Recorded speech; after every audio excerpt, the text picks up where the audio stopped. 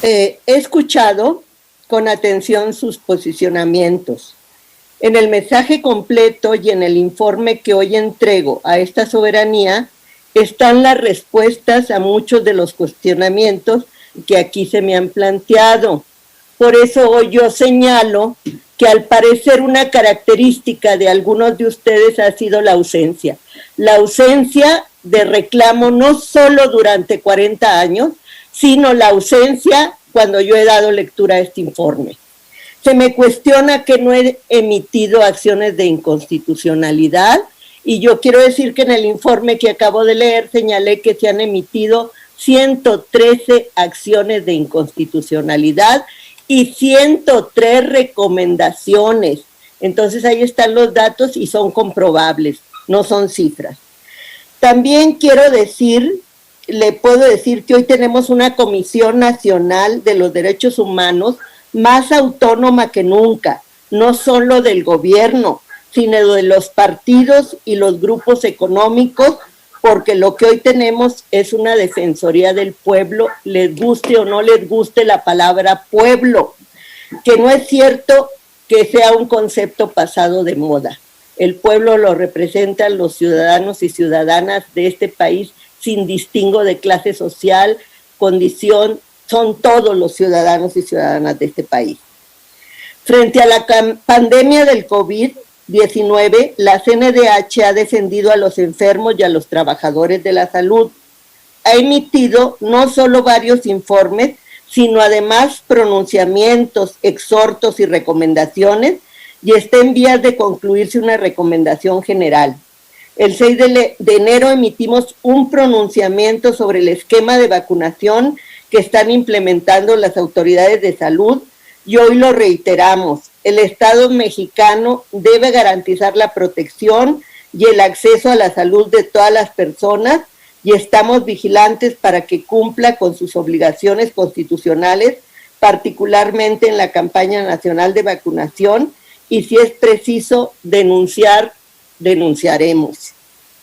Hemos defendido al pueblo migrante, a los pueblos indígenas y afrodescendientes, a las mujeres, a las niñas y niños, sobre todo aquellos con cáncer que necesitan medicamentos.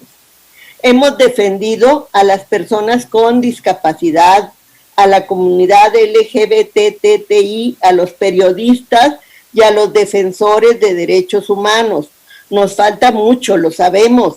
El reto de resarcir las violaciones históricas a los derechos humanos en México no se va a lograr de la noche a la mañana, pero vamos en el camino correcto. No ha sido fácil hacerlo porque removemos vicios e intereses, pero avanzamos firmemente hacia un nuevo modelo de protección y defensa de los derechos humanos que redundará sin duda en una mejor atención a las y los ciudadanos. Compartimos el hartazgo de las víctimas frente a la impunidad y a la dilación de respuestas que yo misma he padecido, pero también aclaro que estoy convencida de que este es el momento para reformar las instituciones de fachada, como muchas veces lo fue la comisión, para convertirla en la institución que necesitaba el pueblo. Y no me cabe duda que todo lo trabajado hasta hoy, todo lo que he expuesto aquí, es prueba de que sí hay un cambio. Estamos empeñados en mejorar la capacidad de respuesta de la CNDH y esperamos caminar este camino de la mano del pueblo para ponerla a su servicio. Tarea en la que, desde luego, esperamos contar con el apoyo de esta soberanía. Por eso les quiero hablar de lo que creemos debe hacerse con la comisión, la reforma que necesitamos y que demanda el pueblo, que solo será posible si ustedes quieren. La CNDH nació de una demanda del pueblo, pero en su concepción prevaleció la visión del poder de los gobernantes y desde luego del modelo económico prevaleciente, paradigmas importados de instituciones aparentemente autónomas, pero absolutamente inermes que les permitieran a los gobiernos exportar sin riesgos una imagen de democráticos y respetuosos de los derechos. Instituciones de fachada cuya autonomía era tan amplia como la necesitaba el gobierno en turno y tan corta como le obligaba su complicidad con el poder, porque en realidad esos gobiernos eran los mayores violadores de los derechos humanos. Esa es la explicación de por qué a las instituciones defensoras de derechos humanos se les ha asignado un papel meramente de conciencia moral, de recomendaciones no vinculantes, sin dientes, y se insiste en mantenerlas así. Nada que vaya más allá de lo meramente testimonial o sujeta a la voluntad política de las autoridades. Ese modelo ya mostró que no puede funcionar en este tiempo. Ese modelo hizo crisis, su insuficiencia está más que probada, por lo que tenemos que avanzar más allá de lo que la ley contempla. Nosotros estamos haciendo nuestra parte como podemos, en nuestros reducidos márgenes, pero con la total convicción de que el camino hoy es otro. Para empezar, reduciendo el aparato administrativo burocrático que hizo de los defensores de derechos humanos una casta dorada. Hoy en esta nueva CNDH los recursos se van privilegiadamente a la atención a las víctimas.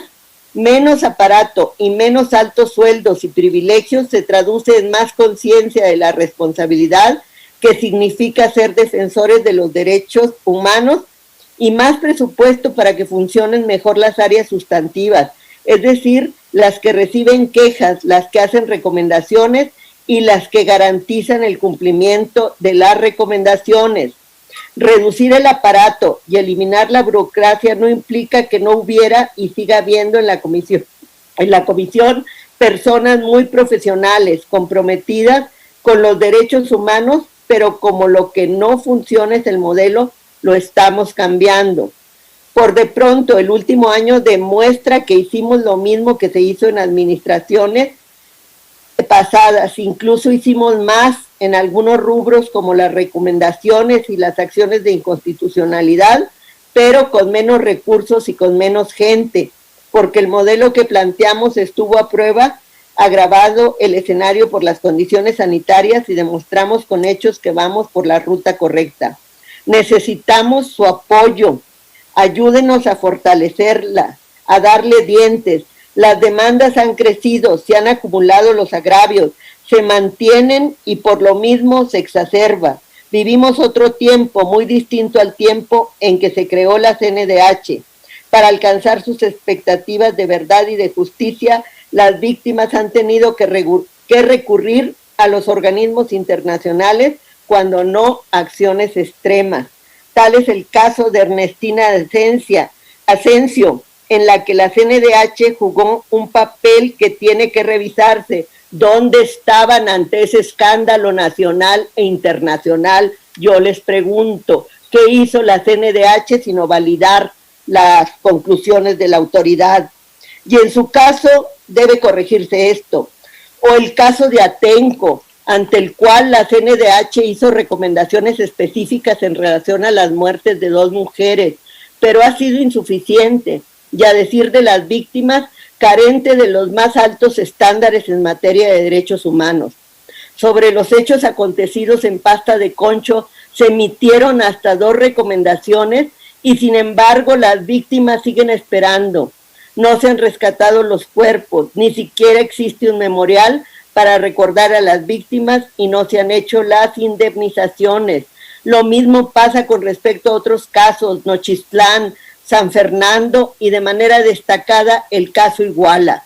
No nos conformamos con ser una instancia de mera orientación y buenos consejos. Estamos haciendo más y necesitamos hacer más. Eso espera la gente de nosotros. Según los juristas ortodoxos que defienden el modelo prevaleciente, hacer esto, ir más allá, es decir, otorgarle más facultades de acción a la CNDH, desvirtuaría la naturaleza de una institución defensora de derechos humanos. Solo que nosotros pensamos distinto. Por eso invocamos nuestra propia tradición, el hecho de que la defensa y protección de los derechos humanos tiene un antecedente propio y peculiar en nuestro país que no se reduce a la recomendación y a la denuncia. Se trata de la Procuraduría de Pobres promovida por Ponciano Arriaga como diputado local en San Luis Potosí y expedida el 5 de marzo de 1847 con la finalidad de defender al pueblo ante los abusos excesos, agravios, vejación y maltratos cometidos por alguna autoridad, además de contar con facultades para denunciar y solicitar la reparación del daño que correspondiera. La Procuraduría de Pobres fue algo avanzado para su tiempo, sin embargo tuvo una existencia de apenas un año y no fue, por cierto, ese modelo el que adoptó en los años 90 del siglo pasado, cuando se concibió y creó a la comisión. Entiendo que esto debe ser motivo de un debate amplio, en el que sobre todo se debe atender lo que quieren las víctimas. A 30 años del nacimiento de la CNDH, estamos empeñados en reivindicar ese modelo. Queremos que la comisión emita recomendaciones que sean atendidas, que lleguen a ser vinculantes, no para atender exclusivamente a los pobres, porque los derechos humanos son de todos, tampoco para suplir a los tribunales y a las fiscalías, sí para lograr que el papel de la comisión sea el de una verdadera defensoría del pueblo, con dientes que le permita trascender lo meramente testimonial o estar expensas de que haya buena voluntad de las autoridades para cumplir una recomendación o una denuncia. Ciudadanas y ciudadanos integrantes de la Comisión Permanente, como podrán constatar, estamos en un esfuerzo serio, rompiendo inercias, innovando prácticas, sentando las bases para hacer de la CNDH lo que siempre debió ser, una auténtica defensoría del pueblo.